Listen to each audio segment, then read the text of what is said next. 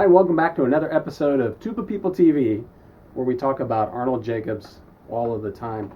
Puddles and I are here in the studio here at University of Oregon in Eugene, Oregon, with Dr. Jonathan Whitaker. Greetings. Doctor, salutations. Thanks for having me. Yeah, Thanks, thank fellas. you. Dr. Whitaker's here for the LESI seminar.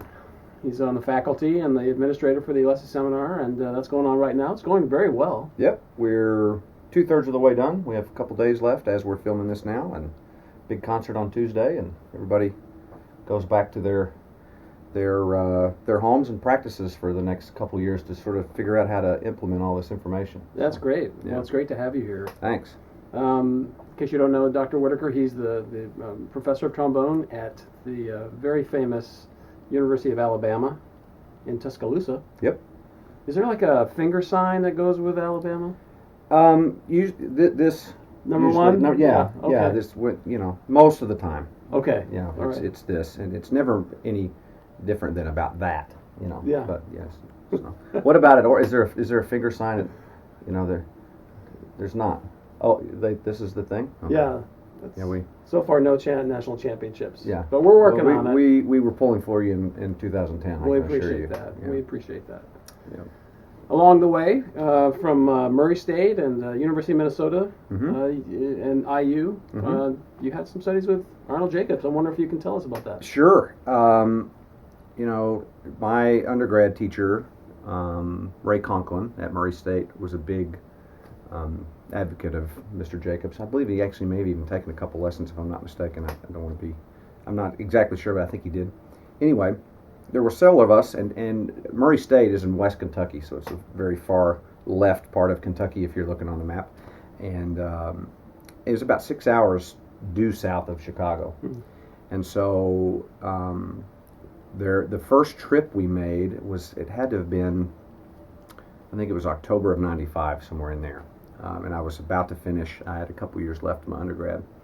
And a trumpet player and a bass trombone player, a friend of mine, his name's Brian Heath, who is a very successful freelance bass trombone player, and myself would get in the car. And so the first trip, we'd get in the car and we would drive very late on a Thursday night or very early on a Friday morning. And we would go, and so the first trip that we did, we rolled into Chicago, and we both had lessons with Ed Kleinhammer in the morning in Barrington. And I remember it wasn't at his house at that, and I don't exactly remember if it was a church or a daycare or some place in Barrington, but we met him at a location that they let him teach in. Okay. We both had a lesson with Mr. Kleinhammer. The lesson was $50, and it was between 2 and 3 hours each for the $50, and just awesome. And we were allowed to watch each other's lesson. We left there and we'd have pizza because we're in Chicago, and we'd drive back down into the city. And that trip, then we would go to the old Fine Arts building there on Michigan Avenue, up on the awesome elevator in the building there, and would meet Mr. Jacobs in his studio there in the old Fine Arts building, and again, each have a lesson and observe each other's lessons.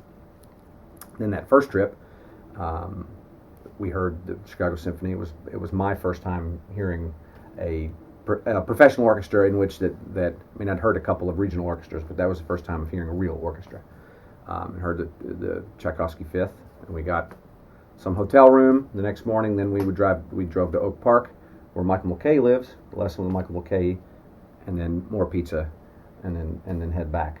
That was a very full. A very, very full trip. We did that several times, and then also throughout graduate school, pretty close to before Mr. Jacobs died. I was making more frequent trips to visit him, and I was trying to think last night and trying to count up. It's probably in total maybe close to 10 lessons that I had with him between '95 and when he passed, and have recorded every one of them.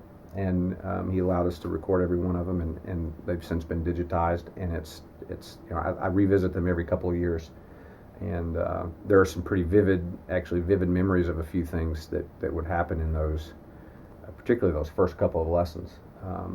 I remember vividly working on the opening of the Mahler third trombone solo, and was having a particular difficulty getting the first note started the way that he wanted it, with the resonance right away and the clarity of the attack, and just sort of, doing it right, and just explaining and going on and on and on, and finally he got a little frustrated, and he said, "Give me your horn," and he's sort of frail, and at that point, and I don't exactly know, but I can't imagine he was doing much playing, once he left the orchestra, or this late in his life. Right. Picked my instrument up, took a breath, and this amazing first note of Mahler 3 comes out of this trombone with this 5G mouthpiece, and it was like, okay, I get it. I'm still working on it, but vividly remember that as a of everything that you take from those lessons, just having him take a breath and play. Yeah. Was pretty amazing. What do you think he was really, he demonstrated for you? What you had to put into words? You don't have to, because it's your interview. So no. What would you say? It was just the immediacy of the sound, and the immediacy of instant resonance, without there being, a massive amount of tongue in the front. I don't exactly recall if I had to think back and remember exactly what I was doing wrong. There's probably a long list, but the thing that I remember is that the inhalation was followed by immediate exhalation, which was followed by immediate resonance, and it was just staggering. There was no percussive sort of event at the beginning of the note. There was no hesitation at the beginning of the note. It was just sound. So air to the lips, right? Absolutely. And the one thing also I took out of all those lessons, and I would assume a lot of people that studied either a little or a lot, as you did, as he would have a way of saying things that would at first sort of be confusing, because he was so intelligent in his vocabulary and his knowledge of the body and all that sort of stuff. But then when you sort of got through that, and you also got through of being a kid from West Kentucky sitting here with the most important brass pedagogue in the world, and you sort of get through that, and it's like light bulbs would go off, and it would then become, the message is quite simple, but I remember that vividly with that that A and the Mahler third, and then he handed it back, and I tried, and we moved on. The other thing I remember vividly about that very first lesson is the first thing that I played for him in that first lesson was the Bordogni etude and the Rochut number 4, and I'll sing a little bit now. And we were talking about airspeed versus amount of air, velocity versus volume, and he wrote a small, short line on a pencil, and then a long line on the page, and talking about different ranges and different volumes, or whatever the difference between the speed of the air versus the amount of the air. And when you're in the low register, obviously the amount is the long line and the speed is the small line, and vice versa. And I've since replaced the Bordogni book so that particular copy of the Bordogni doesn't, the cover falls off of those things, and the first 3 or 4 or 5 etudes, you end up lining your birdcage with them, because they're, they've gotten all frailed. But I purposely in graduate school, so I really want to keep this, because he wrote, he wrote on it. That's interesting. Yeah. Yeah. I'm more familiar with those two lines, the short line and the long line, in terms of air pressure versus air flow. Right. Which is similar, right? But it wasn't said in exactly how you said it. Yeah. So that's really interesting. And I have those lines written in my studio on if my daughter hasn't gotten on the dry erase board and drawn pictures of puddles or whatever, and use that a lot in my teaching. It's pretty good. So, that's good. Yeah. So that was your first lesson. That sounds like a really amazing lesson. What do you recall from subsequent lessons? Every lesson, I always played Bordogni, and I always played orchestral excerpts, standard orchestral excerpts. The main message for me always was just there being a more ease in delivery, and just easy air exchange, relaxed, full breath, all this sort of stuff. I was quite a large guy back then, and was getting, as graduate school went on, was getting larger and larger, just in terms of my weight. actually he basically said, he looked at me and he says, you're fat, and this is going to be a problem, for you. And it was, I was overworking, and sort of the message was to just blow freely and relaxed and focus primarily on the sound, on the song, and so a lot of it was just sort of trying to take what I think was a decent characteristic sound for a 19-year-old or whatever, 18-year-old, however old it was in the undergrad times, and making it easier and making it more resonant. And there was a lot of attention spent on that. So the weight, so he saw you in somewhat of distress in terms of the respiration aspect. Right. And so he must have thought the weight was contributing to that. Hindering that, yeah. He really did, just in terms of being able to stay relaxed and get the maximum amount of flow and all that. I mean, of course, there are a lot of fantastic players that are all different sizes. Yeah. But it was only 18 or 19 years later that I decided that it was probably a good idea to listen to what he had to say, and try to get that somewhat under control. Yeah, well, especially with the aging process. Right. As you hit into your 40s, as one hits into their 40s, the respiratory system gets a little bit more dicey. Well, and then in Brian's book, Frederickson's book, he has those charts that are printed, which is an incredible resource. And it had been several years since I had looked at that, and I can't exactly remember the student, but it's been since I've been in Alabama. I was having sort of the same discussion with a student, and I said, let me show you something, and open to that part to where the chart with your age and the vital capacity and all that sort of stuff, and looked his up, and then sort of peeked at mine now that I'm past 40, and it was a little frightening. Yeah, I think that it's not getting any easier. It doesn't get better with experience. It definitely you have to really be super efficient and plan things out, as far as that goes in terms of your phrasing and where you're going to breathe and all that. That's right, and it's so good to build those efficiency habits when you're younger, right? So that you won't encounter problems, right, when you're older. Right. Well, what else?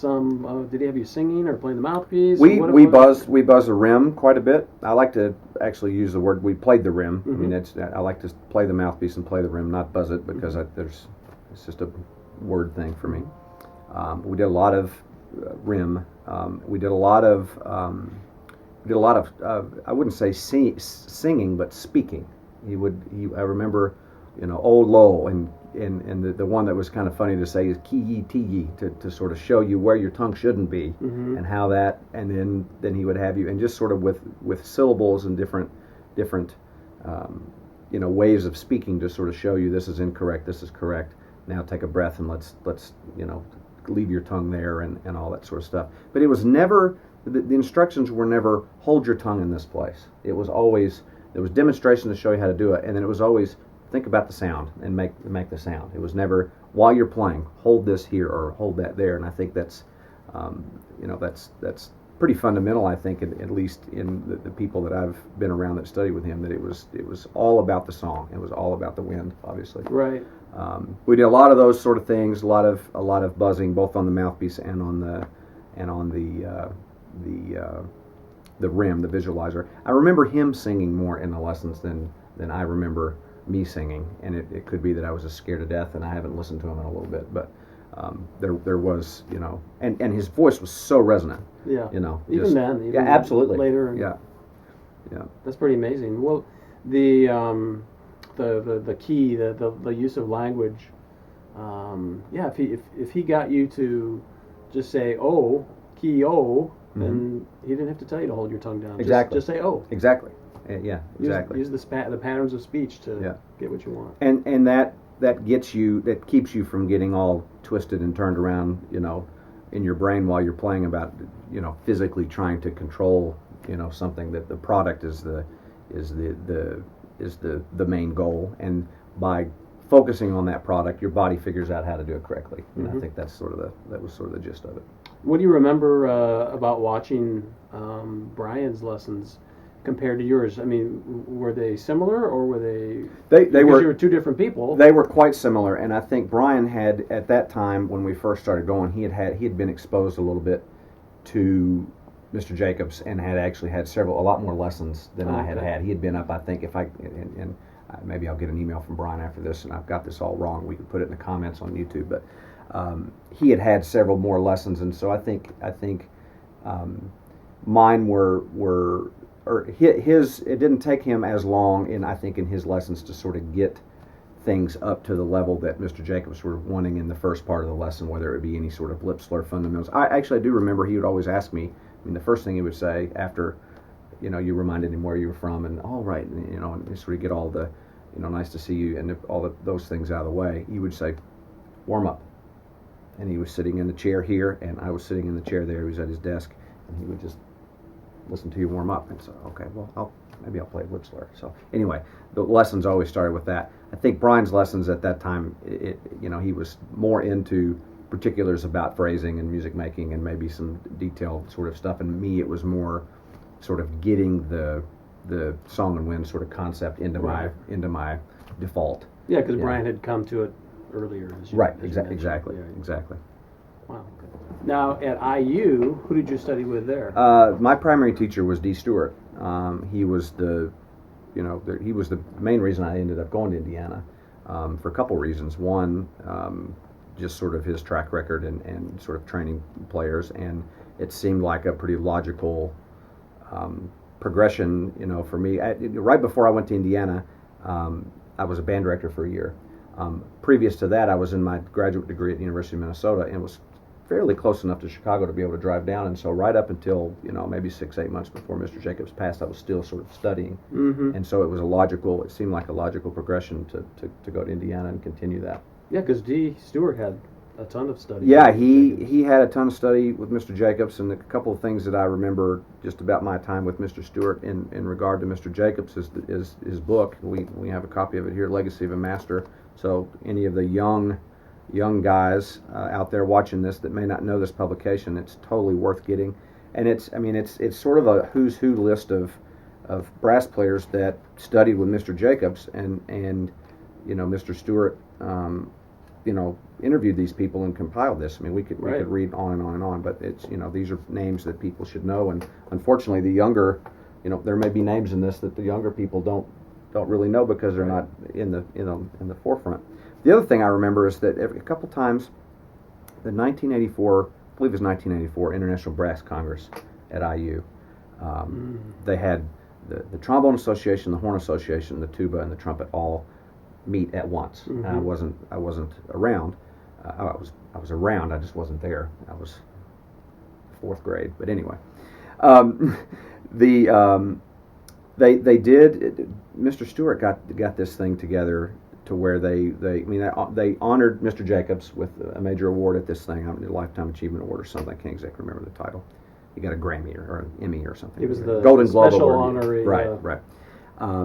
Anyway, they did this thing where they had maybe 8 or 10 people in this panel, and I remember Charlie Vernon was sitting there, and several other people in the audience, and Mr. Stewart was sort of the moderator of this, and they had Mr. Jacobs on the front of the room, and we always tease Mr. Stewart that he was like Oprah, interviewing all these people. But we every now and then in school, he would show these videos of this to studio class. It would just be, okay, we're going to have Arnold Jacobs night tonight, and we would watch this thing. I remember, I wish that those were available, and it was just fascinating to watch very young, Charlie Vernon and all these players that would then, come up and now are sort of in the limelight for this generation of players, and sort of see them interact.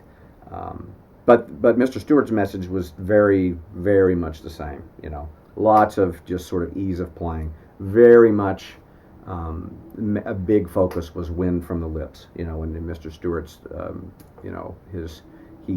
we were joking the other day here at the Alessi seminar that Mr. Stewart keeps the pinwheel business in business. He has quite a lot of collection of pinwheels. Yes, he does. And so, and just the immediacy, and still to this day, I've probably never been around a player that can make a soft attack better than D. Stewart. Wow. And it's just amazing. You just pick the horn up and just this beautiful sound comes out instantly. Wow. A lot of mouthpiece rim and a lot of pinwheel and just sort of freeing things up. And I have to think and know firsthand that's sort of a continuation on some of the studies that he did with Mr. Jacobs himself. Sure. What about Mr. Kleinhammer? Since we're Mr. Kleinhammer, studied with him, yeah, let's I go had about I had 2 or 3 lessons with him, and I remember they were every lesson that I had with him was exactly the same, from start to finish, and no matter what I would bring in prepared to play, I would play a lot of other stuff, and they were 3 hours long. The last one I had actually with him was at his home in Hayward, Wisconsin, and when I was at the University of Minnesota, I played in the Duluth Symphony, which is not too far from Hayward, Wisconsin. And another just sort of side note that has nothing to do with anything we're talking about, but the Freshwater Fishing Hall of Fame is in Hayward, Wisconsin, and my dad has a display in there. He is a member of the Freshwater Fishing Hall of Fame. So when I found out that Ed Kleinhammer lived in Hayward, Wisconsin, and that my dad had this thing in here, I had to go see it. And so one weekend I had a rehearsal off in the orchestra and drove down, and went to Mr. Kleinhammer's house, took a lesson. I remember his rather large, I think it was a yellow lab, would sit in front of me while I was playing until I played Bolero, and the dog left the room, so I'm not sure about what that tells you. But anyway, the thing that struck me about the lessons with Mr. Kleinhammer is just his sheer passion for music and for teaching and for the repertoire and for his colleagues, and to get him on a tear telling Reiner stories. And I remember one time in particular I was working on one of the Brahms, maybe the Brahms first chorale, and trying to work on it really soft, and he'd tell me, and then he'd get right up in your face. He says, "Now I want you to pretend that French Reiner's here," and just sort of look at you like this. And of course, then it's kind of hard to hard to do that. But the lessons were really, really, really, really amazing. And after leaving Minnesota and going to Indiana, we had several guest artists come in, and we had a student organization that sort of helped organize that. And I was very fortunate to be one of the student leaders in that group. And we got Mr. Kleinhammer to come down and give a class at IU. And I'll never forget, we're driving him around town. My roommate at the time was Tim Dugan, who's in the President's Own Marine Band. He's in the trombone section. And we're driving him around town, and I actually believe what it was is in our apartment, we got out some old videotapes of the Chicago Symphony, and the one, I'm trying to remember if it's a Mahler 5 or something. Anyway, I can't exactly remember, but Mr. Jacobs and Mr. Kleinhammer sitting there, and it's just glorious. And Bud Herseth is just, leading the charge and everything. I mean, it's just fantastic. Chris Foley's sitting there and everything. And we're all, and there's, 4 or 5 of us, and we're sort of sitting in there. You look over on the couch, you look over at Mr. Kleinhammer on the couch. He's got a tear, and he's just like, you can just tell, and all these people, and then they just, pan across on the thing, and they'd come across the horn section, and maybe somebody that he was in the orchestra with that had been deceased. And it's like he hadn't seen these people in years and years and years. And it was really moving. And also there was a vivid memory of listening to a recording of his that he did of the Bruckner Fourth in the car, pretty loud, and he was pretty riled up. It was kind of neat to see that enthusiasm. If somebody still, and super sharp. I mean, his mind was sharp all the time, and just so inspiring. Always felt really charged up to want to get after it after being around him. Oh, that's great. Wow. Well, Dr. Whitaker. Yes.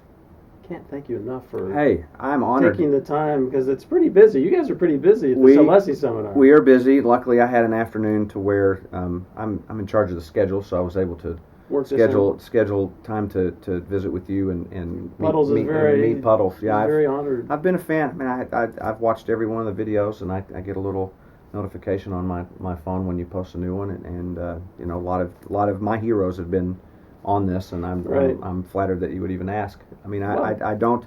I will say one other thing is I don't know that I feel like I could say that I was one of Mr. Jacobs' students. I mean, I had several lessons, but in terms of like a student, in terms of whatever. But I really think in a weird way, we all are sort of his students. I mean, if even whether people know it or not, even from middle school band directors all the way through college teachers, anybody that talks about making a resonant sound and doing it in a relaxed way with a really great sort of supported airstream, that's traced back to Mr. Jacobs. I mean, that pedagogy has spread, and there are several books and products and different people sort of out there telling the good word, so to speak, in their own way. But it's kind of like that Kevin Bacon game, where you can 7 degrees of separation where I'm not Mm-hmm. even good at it. But you really can pedagogically trace, I think, a lot of all of this that we talk when it has to do with air and just sort of resonance and immediacy of sound and all that sort of stuff back to Mr. Jacobs. I mean, it's just so incredibly